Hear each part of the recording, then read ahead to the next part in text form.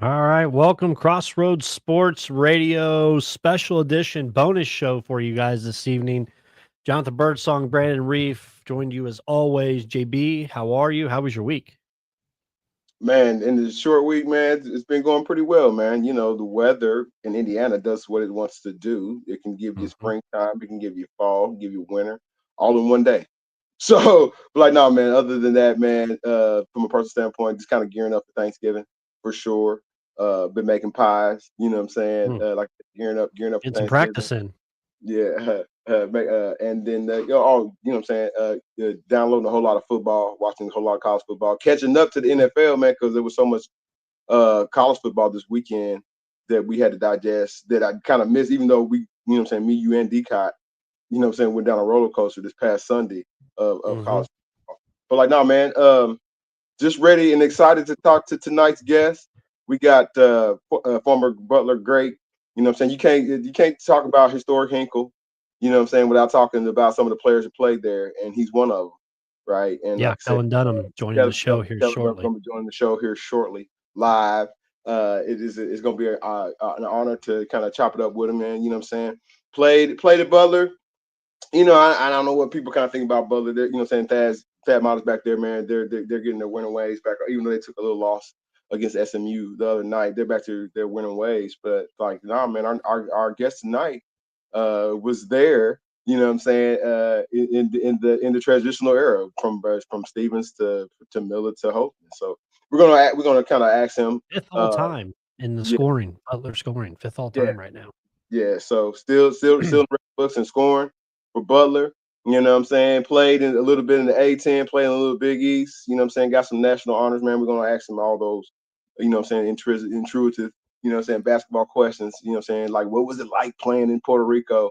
You know what I'm saying, or whatnot. Some of those classics back in, not necessarily back in the day. My friend's not. He ain't an old man by any realm of the imagination. You know what I'm saying? Right now he's running a whole lot of skill camps, shooting camps, basketball camps, working with the youth, man. So like we want to ask him a little bit about that as well, man. So like he's gonna be on with us in about a minute or so. Uh, and like I said, away we go. We gave him a great intro already, man. So we can just Yeah, wrap. absolutely. So we'll have him on. I had a good experience Sunday night down at up at West Lafayette for the Purdue game against let's see, who the hell they play? Akron, the Akron Zips. Akron Zips hung around there, man, for the most part. They are a gritty team. They've uh they've been to the NCAA tournament back to back years for them, so that's kind of shows their grit there, and they're going to be a perennial there in the MAC again this year. Very impressed by Purdue this weekend, as well as Mayer. Very impressed by him, a freshman coming over from Tel Aviv, Israel, and his development, his hello to Mackie moment that he kind of had out there. Listened to in the press, the post game, him talking about Braden Smith and his transition to Purdue. So Purdue goes back to number one rankings that came out yesterday. Boilers are back to number one as they've got a big game, huge Thursday night up against at the Bar Mar Classic Championships. I think they play Memphis, Penny Hardaway's squad in the first game Oh, um, okay. coming up for that. So that'll be interesting to see. And then I think they play Texas Tech winner and somebody else. I forget who they play, but um, it is definitely basketball season. Basketball's going to get the Champions Classic going on now, as always. Which we'll save the debate another day if they need to change the teams in the Champions Classic because it's been a hot minute since they've had these Mm. teams in. So I don't know if you want to consider Michigan State always to be a Champions Classic. It was 2000 since last time they won a title. So, but Well, won the Big Ten title last year. they did. But we'll save that conversation for another day. But Yeah. want to welcome special guest to the show. This is one we've had it in our queue. We've wanted to try to go out and we try to go find guests to go out and get and hear their story, their time playing as well. And we got a special one as we've been hyping up for the past week or so. But we've got former Butler Bulldogs standout Kellen Dunham join us. Kellen, thanks for joining us, sir. How are you? Thanks for having me, guys. This is a blessing to be a part of. Can you guys hear me all right? Yeah. Yep. Okay, cool. Perfect. So What have you been up to since your first Butler days? Kind of what are you up to nowadays, and what's keeping you busy? I think I saw you recently-ish years TBT. I think I saw. Yes. So yeah, Yeah. kind of what are you up to nowadays? Yeah, I think coming from Butler, just living the dream of playing the professional basketball career for 4 years. So right out of college, I got to try out for my hometown heroes, the Indiana Pacers, guarding a really good player, Zslaw from IU, who ended up going to play overseas, I think. He makes a move to his left, comes back to his right. I plant my right foot, boom, broke my right foot to start my summer out of college. They're in Gainbridge Fieldhouse. So I was like, oh no. That put me back 2 or 3 months. And I was thankful to be picked up by the Grizzlies and then put on their D League team. That's how old I am now. Oh man, that kills me to tell you. You're not an To old tell you man. that. Okay, Man, it I was said the that before you developmental came league, on. not the Gatorade league. Ah, it kills me. But I lived in Iowa for a year and then went and played overseas in Belgium, which is an incredible experience as well, for a year, and got to play with one of my old Butler teammates. We were actually on the same team, which rarely happens.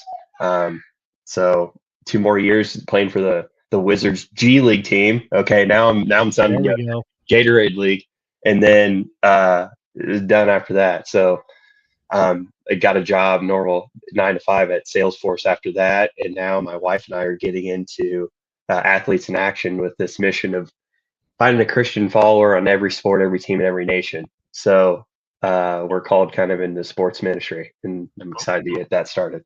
Hopefully that's just a high level overview of what I've been through. Does that help at Yeah, all? absolutely. That's great. When you came out of high school, when you were recruited, what kind of coming from Pendleton, what kind of drew you to make Butler the right fit for you? And kind of when you were kind of being recruited by Brad, Coach Stevens and them, what kind of made Butler the fit that was like, you know what, I want to go here and play, and this might be the right fit for my skill set.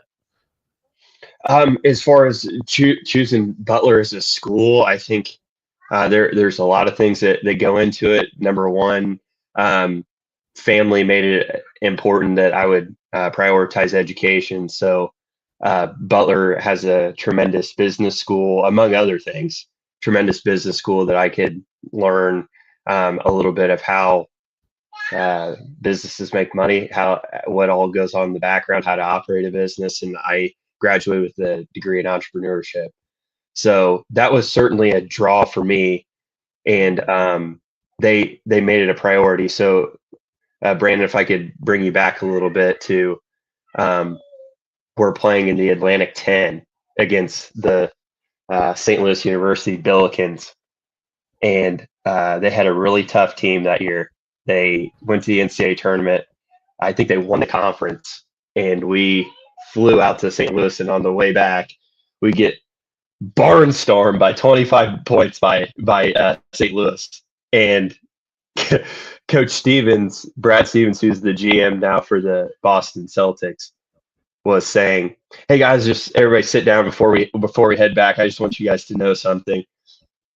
Any idea how much this plane flight cost to St. Louis?" After we just laid an egg, and everyone's like, "Of course, no idea." And he tells us, and then he's like, "Oh, by the way, every one of you better be in the classroom tomorrow morning. That's 8 a.m. start." So that sort of high accountability for Butler was a huge draw for me. And then I think there's basketball-wise, like how do you turn these guys away? Like in high school, they just went to back-to-back Final Fours, final games. Right. And I'm 30 minutes away in Indianapolis, like just loving it because I was committed one of the years, like rooting them on. So that was incredible. And those relationships continue to bear fruit as I've talked with Coach Stevens and Gordon Hayward among others in just the last week or so.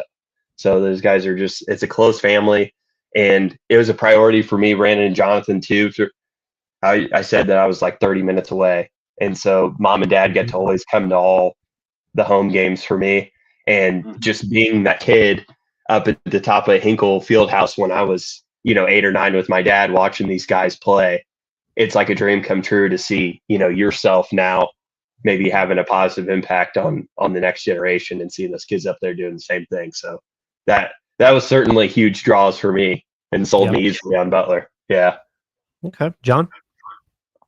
Kellen, do not shade the fact that you played in the D League or the G League. If it got NBA attached to it, man, I go in the barbershops all the time and want to be or fallen, high school heroes wish they had opportunity. You know what I'm saying? I'm not saying you're not thankful, I know you are, man, but like, man, a lot of guys would, would take those opportunities. Right? Not the broken foot for sure, but Right.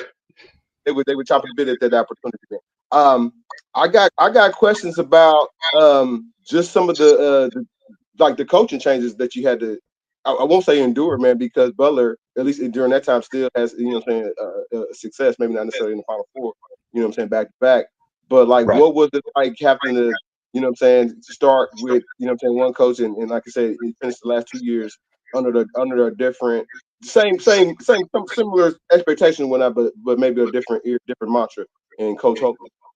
Yeah, I think it's hard, like especially nowadays when you see with some of the NIL and the incentive to potentially just like lose loyalty and go somewhere else that maybe has greener pastures. So certainly it was a temptation for me, but I think Jonathan, what kind of kept me like rooted is living this like Butler way for sure, and just like the unity that came with that. Like a lot of the guys that were there that were kind of the core group knew that we're going to try to stay within the family and like hire a coach that's already involved in the program and somebody that everybody trusts and has a heart for like the community, right, that Butler is a part of in Indianapolis. So that was certainly like a draw for me. Certainly there's some other schools that maybe in the Big Ten that would consider me in the middle of those 4 years. But I had such an awesome experience, and from us to kind of go from like little Butler in the mid-major conference to like now we're playing against the big dogs now. You can't run away. You got UConn, you got Villanova, right. You got Providence. You got NBA players every night. So hey, Brandon, I like his humility, man. I love his humility, man, because during this time you played y'all drew against the Notre Dames of the world. Quote unquote bigger schools or whatnot, playing in the tournament. The Seton Halls, the Marquettes of the world. Hey John, can you find headphones? Because there's reverb coming back from your end. I found something. Yeah, go ahead. But listeners are saying there's a little bit of an echo. I hear it now. But yeah, now tell us a little bit about navigating Big East basketball play. Oh yeah. I think an interesting little story that comes in from starting the Big East is like our first game was New Year's and Villanova comes to town just to set the tone of the year, and we're battling them to the last seconds, and it's tooth and nail all game long. They have a lot of great players, Darren Hilliard, Javon Pinkston, among others. We ended up playing, Jalen Brunson and DiVincenzo and Josh Hart, all those guys. They're just loaded.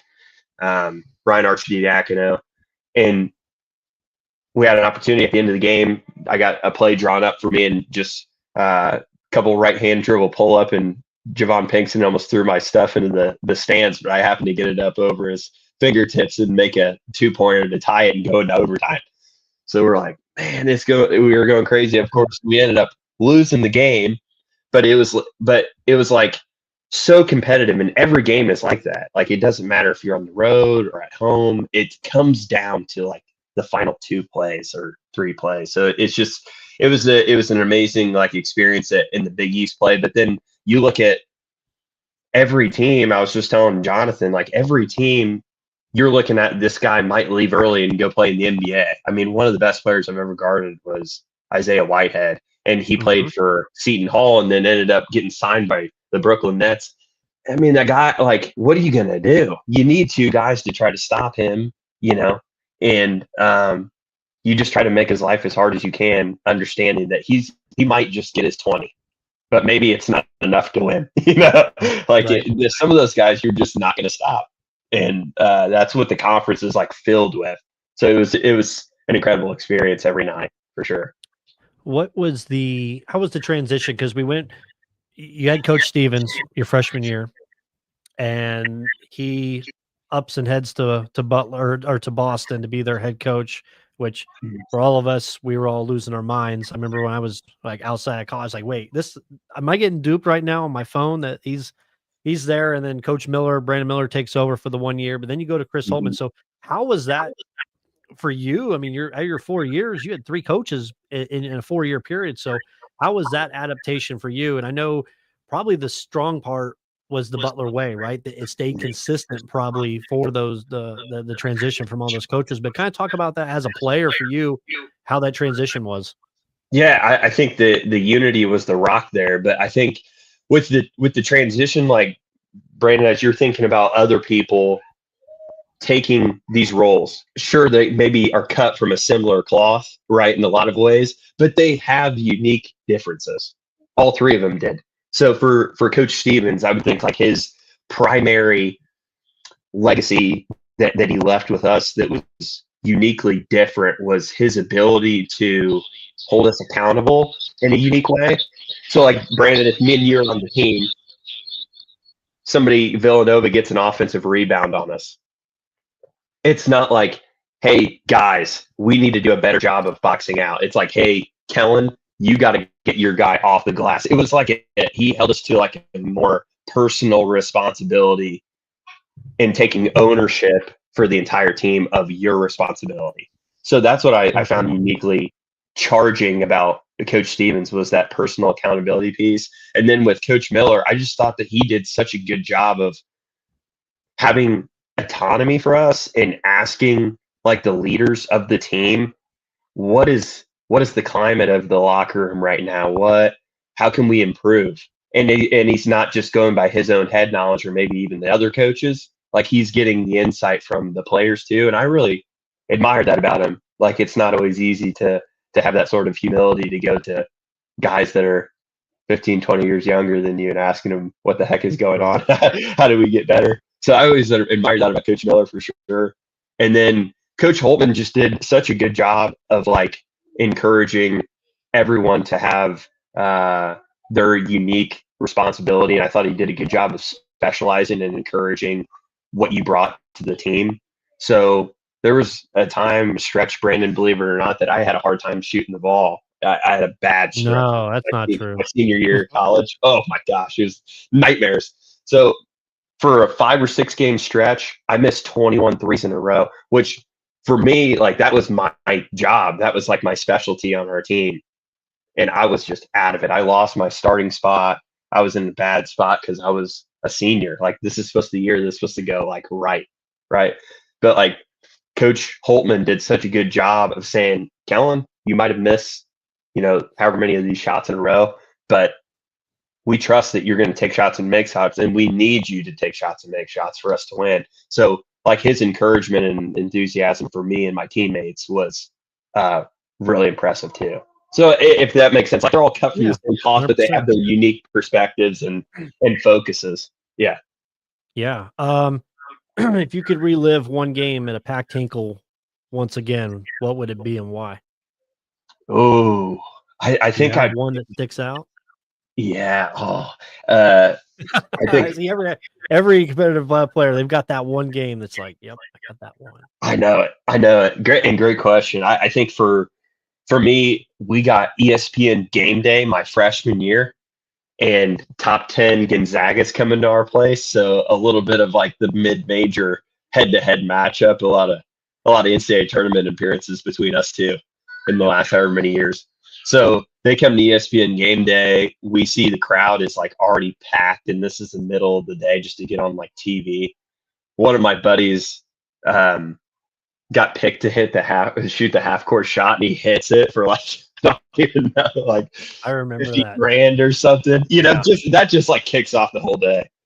Well, unfortunately, one of our best players unfortunately got hurt pretty bad a couple games before. And so we were missing, and we had a guy down. So now I almost felt like I had like an elevated role, at least temporarily, of like I had a bigger responsibility, at least with scoring.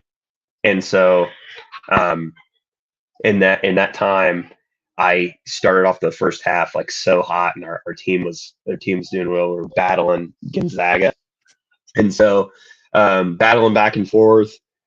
Some of my other teammates had huge second halves. Alex Barlow, Roosevelt Jones, and so we're down one at our place against Gonzaga. Down one with like 7 seconds to go or something like that, and we got the ball, but we got to take the ball out full court. We drop a play for me to set a back screen for one of my like high jumping teammates. He probably had like 50-inch vertical. If you threw it up there, he'd grab it and dunk it. It was remarkable. I set a back screen for him. His name's Kyle Marshall, and our point guard Alex Barlow at the time travels. Like, no, down one. Yep. Gonzaga's got the ball like at half court, and we're like, this is not looking good. We're gonna have to foul, and then a prayer. My teammate Roosevelt Jones has the clutchest play I think I've ever been a part of. He's full denying Kelly Olynyk the ball in bounds. He's now an NBA player. David Stockton, John Stockton's son, is taking the ball out. He tries to inbound it to Olynyk. Rosie steals it from him with 5 seconds left. He's got Olynyk all over him, trying to take the ball from him. He's got to go from like 3/4 court. He bumps him with his left shoulder when he gets to about the elbow. Boom, get him off of him. He goes to his patented floater, just tosses one up. I remember like, oh my gosh, that has a chance to go in. He swishes it, and then I just like blacked out. So like we won. I blacked out. I sprint. I guess now I'm watching the video, rewatching the video. I sprint across the court and just lay Rose out, tackle him. The whole crowd just floods us, floods the court, and we're cheering and yelling. I remember meeting with Coach Stevens after the game, and we're just like, what just happened? Like there's just a complete blur and just fun moments. It's the Butler magic. And hey, crazy enough, I don't want to make it sound old, but that actually like a week and a half ago, that game was on ESPN Classic. Oh, no way. It was on ESPN Classic because I remember I was watching again that game because I remember watching it live, and that whole day it was a game that, because was working downtown at the time, and that was a nuts play. Just like you said, the most clutch shot to end a game like that. It was well, how about the defensive effort too? Just to have a chance. I just like only Rose. He did that multiple times. It's not just a one-off. Oh yeah. There were several games he would hit that shot. Yeah. So, John, did we get you all suited up? I think he's still working on it. We'll try working on him a little more. So you had a pretty solid run. Obviously collegiately 5th in Butler scoring, I think, all time right now. I think I was looking up the other day when we were there at Hinkle for Butler and IU Indy. You might be right. I know I've gotten knocked down a few. just I graduated. a little. Yeah. Oh, going professionally overseas and such, and even with the NBA a little bit. What was the biggest eye opener for you playing overseas? I think it was always like my dad was heavily involved with my basketball development, and like all the way through my career, he's always like super supportive. And that was like one of our dreams, is like how cool it'd be to like play overseas and, see the world and play basketball. Like that was like a dream come true.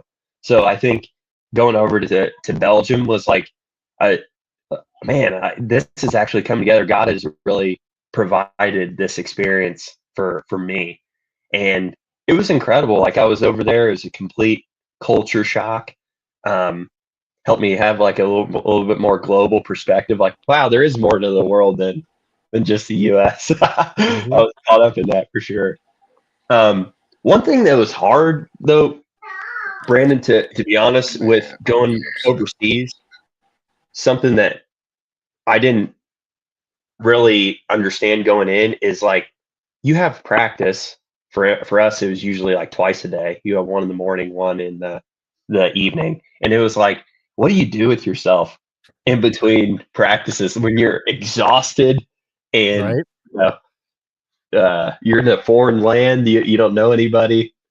so that was one of the harder things I think about the experience is that time in between of like how can you maximize this time even though you're completely exhausted.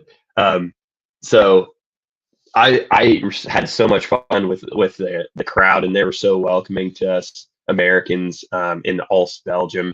I made a lot of good friends, and it was some amazing like last second shot experiences over there too, and just uh, immersing yourself in the culture. I think Mhm. making friends outside of hoops was a little bit difficult. So my wife still makes fun of me. I was like an avid Pokemon Go player, so that's how I met Okay. all my Yeah. buddies over there. It's just get out in between, go hunt, and make some friends. Yep. So Now we've that had was people on that have said they played overseas, and the hardest thing as well was like in the huddle with your teammates, speaking a different language and trying to get them to learn their language and kind of look at the coach and be like, "Now, wait, coach, what'd he say?" yeah, and that's the experience with like a lot of places. But for me, all the people in Belgium that I interacted with, it was like a conversation with you, Brandon. Like they all Oh, spoke English like perfect, and then they might get upset and use French or Dutch or one of my in particular teammates to like direct it at them, but right. never like to us. And they were always so gentle with us. It was so fun. Yeah. Okay. Okay. John.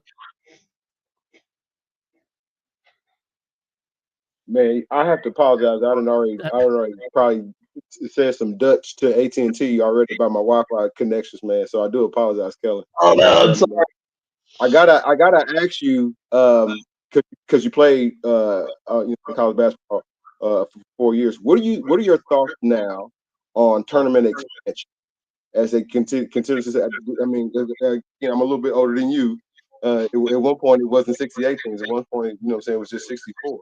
You know what I Mhm. mean? But what are your thoughts now on when the NCAA some of these conferences come out expanding the tournament to even more teams, 72 or even 90? You said 90 something teams. That's crazy. Right, right. I don't know. I think it's really good to consider. Like there's so many bubble teams that you would probably at the end of the year go, they are deserving. Are you kidding me? They might be mid-major, but they've won 25 games. You get them in there, and they happen to not have like that tournament go their way or whatever. And they get beaten in the championship and didn't make the NCAA tournament. There's certainly an argument for that, but then my competitive side of it is like, hey, yeah, it just you didn't get it done. You know what I mean? Like, there's got to be a line somewhere, and so that's where I'm going back and forth with like, certainly, I felt the pain my sophomore year. We didn't make it, and I was like, certainly we didn't deserve it either. So I can go both ways. I can totally understand there's a lot of bubble teams that should have made it that didn't, and still I'm the other way of like, yeah, but it just wasn't good enough, was it? That's where I'm kind of floating back and forth. Sorry, I don't have a hard opinion on it. Oh no, that's fine. I don't know while I was having technical difficulties if I kind of talked about it or not. Can you tell me a little bit about some of the classic college basketball tournaments that you actually played in, man? You've been played, like I said before I got knocked off here, man. You played some variety of places, from Puerto Rico to that's just one of them that I know for sure. Mhm. I don't know if you ever did. I don't know, Alaska. Did you ever make it to Alaska or I anything think like I that? think my team one. I think we went there maybe once. It was before, but my 4 years were awesome, Jonathan. It was usually in somewhere that was like hot too, like Okay. tropical. I went uh Maui Did you guys where go to we beat Maui? yeah where we beat top 25 North Carolina. That was awesome. Second year we went to Orlando in Florida. Got to visit Disney, which was Okay. a blast. Right. I was thankful to be a part of the team that competed against Marcus Smart and Oklahoma State there. That was cool. Third year, we went to the Bahamas and knocked off North Carolina again, which was Mm, cool. Got to play I against remember Buddy that. Hield and the Sooners. They knocked us off. They're tough. Okay. And then my last year, we went to Puerto Rico and played against the Hurricanes, and they had an incredible crowd down there. It was a fun environment to compete in the championship there. So I got in some warm places. Thankfully, not Alaska. Maybe I can push that down the road a little bit. See the skies later. I'll Man, thaw they got out rid of down, that Great down Alaska south. Shootout. I wish they would have kept that, man. I was looking at it the other day, and they ended that like in 2017. So, Mm-hmm. what else Um, you done? no, man, he kind of said something that kind of aroused my ear. He said, "Do you still Pokemon? Do you still fool with the Pokemon?" A little bit. Pokemon, I have learned that Brandon's not a Pokemon. I don't want to speak for him. He didn't necessarily tap into it. No two days old. I was too old. Pokemon hit me a little bit late in life, right? I was probably 30, 25. You're right. You know what I'm saying? But but like yeah, now, we don't need to talk about that. the kids, I run an after school care program. The kids are still they're still making new Pokemon. So my question to you is, who is the most powerful Pokemon that you know? Right, currently. Oh man, I'm like the first generation guy. Like Okay. it got a little ridiculous after the first one for me. That's where I started to lose touch. My son is 6, so I pretend like it's for him, but it's probably more for me. I love the battles, going back For and sure. forth. I'm saying my favorite's Dragonite. I'm saying he's got so many different attacks and IHP. So that Dragonite's our favorite in this house. Are you still tapped into it? You still tapped into it. If you name drop Dragonite or Geodude, which is what I'm saying, some of the I'm trying to think. Of course, everybody knows Pikachu, Raichu, all those. But if you imagine you drop any of those new ones, I mean some of the old ones into conversation, man. Kids they're kind of like I'm just speaking with you, man. I got into a conversation with some youths about a Pokemon, and they didn't know. They knew Squirtle was. They didn't necessarily know who Psyduck and some of all the other ones were. I was like, man, this is a whole world. Yeah. So I don't know, man. Brandon, did you have any rapid fire questions that you want to ask? Yeah, I got like 3. I got a couple preludes, and then we do a rapid fire segment at the end, Kellen, and then we'll let you go. We're gracious for your time. Leading up to the rapid fire, when you think back of your Butler career, what did the Butler way mean to you personally? I think the values certainly like carry on for me today. I think for us, it's this idea of representation of, number one, you're playing for the Lord, but you also have this like representation in jersey that you're wearing for the Butler in their community, and there's a certain way of thankfulness that you need to play. And to John's point of like, people would kill for this opportunity, right? Like there's a lot of things that God made happen for me that I had no control over. I could have easily been 5'10" like my dad, but God blessed me with a 6'5" frame and like the time to go work on my game where I could have been working, or there's just so many things that go into it, and just like a supportive family. So I think like for me, the Butler way, just like having the humility before others and before God of like, I can't do this alone. I'm not going to pretend like I'm self-made. No way. It's just not true. And then 2 is just like the passion that you bring every day. I remember one of my teammates, Andrew Smith, would always bring like this yelling and screaming to our 6 a.m. practices that we had. Everyone's like, be quiet. And he would just bring it every day. And I was just like, that's what I think about the other ways, like this humility, passion, unity. When it was so easy to transfer, we had 3 different coaches. Stay together. It's family first, and just like serving others. When you're out there on the basketball court, it's not the manager's job to go get the ball. Why don't you take responsibility and make this gym pristine? You're blessed to be able to be on this court, right? Having a little bit of servant's heart, and then just ultimately playing with thankfulness. Not everybody is blessed with this opportunity to play this game that they dream about for their lives. How can I maximize this game? How can I impact the next generation? How can I be where my feet are and just enjoy this game? So I think that's what it sort of means to me. Yeah. I know it could mean a lot of different things to a lot of different people. Maybe the Butler way could mean winning and trying to go to the final game, which I did not do. Maybe I did not live up to that standard, but I think like the principles that are deep, and that's true for me. Yeah. Okay. All right, we got rapid fire questions. I've got 1, 2, 3, 7 of them. So, rapid fire. First one, best shooter you've ever faced. Oh no. Rodney Clark. Okay. Best shooter in the NBA today. Ooh. Steph Curry. All right. Favorite spot to shoot from in Hinkle. Corner. Dead corner. Dead corner Money. 3. Who wins a 3-point contest today? You or a current Butler shooter? Oh, me. No offense to those guys. No offense to those guys, but I'm competing. I'm going So- after 'em. Oh yeah. So who's the best shooter in Butler history not named Kellen Dunham? Pete Campbell. Lights out. He's from Yorktown High School. Yep. Favorite post-game food spot at Butler? Binkley's. It's one of my favorites there in Kessler. Yep, absolutely. One teammate who would be 100% late to practice. He's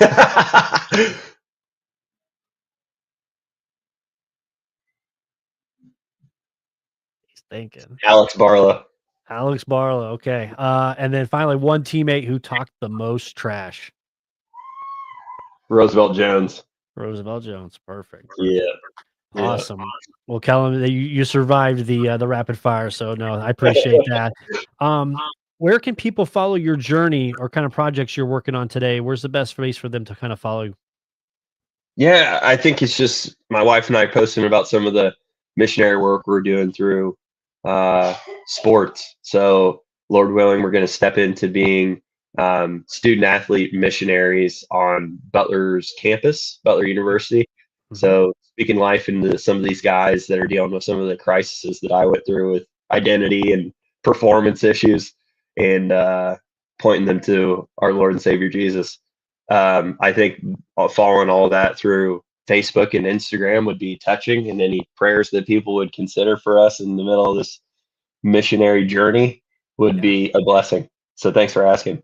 Perfect. Yeah, absolutely. We'll be sure to follow it along as well, and we'll share it for our followers and our listeners. And you were on the list when we went out to our people of who locally they want us to kind of bring on, and your name was one of them that was brought up. So they said, "Where's these legends at?"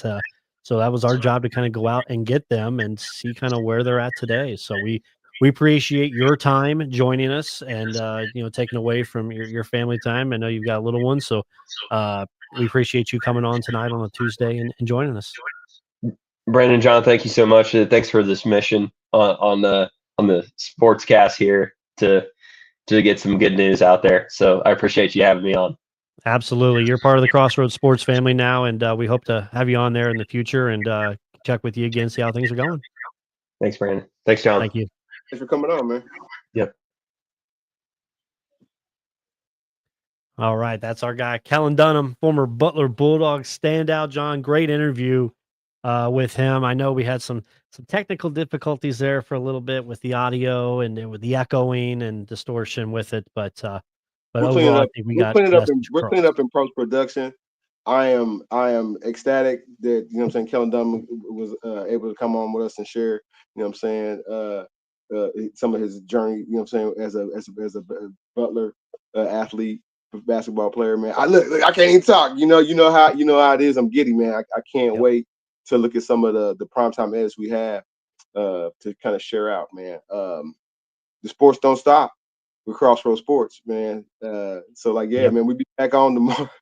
We'll be back at it tomorrow, 7:30 sharp. I won't be late. I'll have all my devices charged. I didn't already called AT&T, gave them a full in English, in Belgium, in Spanish. You know what I'm saying? They got the full meal deal. So Get we the should headphones have ready just in case that echo, because that's what kind of I think that reverb we is. should have, I don't know if anybody gonna crash the party tomorrow, man. D-Cod said he might want to say some words, man. But the homie bro, yes, he's upstairs right now, baking cookies, man. He's helping me get Thanksgiving together, man. He's got a message for D-Cod in Alabama.